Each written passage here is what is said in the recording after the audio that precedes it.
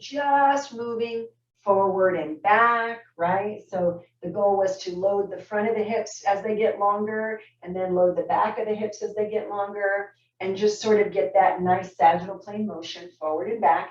And if any of those motions, if either one of those motions was not pleasant, you didn't do it. And both weren't pleasant, you didn't do it, right?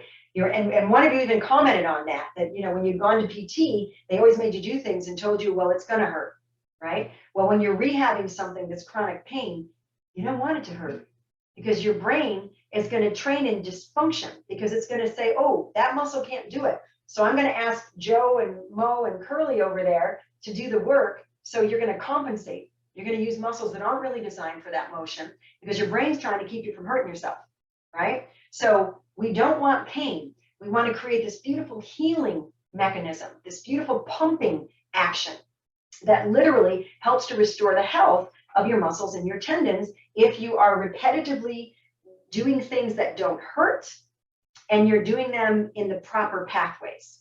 Okay, so it's very important that you're not hurting yourself with these motions. And then the other one in the hip matrix was the side to side, kind of like if there were parallel bars on either side of you and you're trying to tap them with your hips, and your upper body just sort of counterbalances, right? So it wasn't the wave where your upper body did this. You can see my hips aren't doing anything. It was this. And again, if one of those motions wasn't happening, you did the one that was, okay? And then the last one was turning. So that was getting all three planes of motion, sort of getting your pelvis and all those hip muscles to start working properly. Now your low back, its strength is bending forward and backward.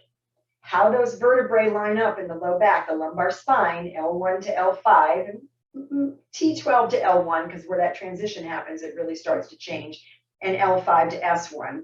But what happens, how they stack on each other, how they're oriented, how the bones are designed, how they connect, its strength is forward and back. It doesn't really have much ability, very small amount of ability, to side bend or to rotate. And that's why years ago they said, don't twist, you'll hurt your back. Don't twist, you'll hurt your back. Well, guess what? The thoracic spine above and the hips below are really good at rotating and side bending and flexing and extending. So above and below the low back is supposed to be doing all, you know, most of the rotating and the side bending. So your low back doesn't have to. It's not asked to.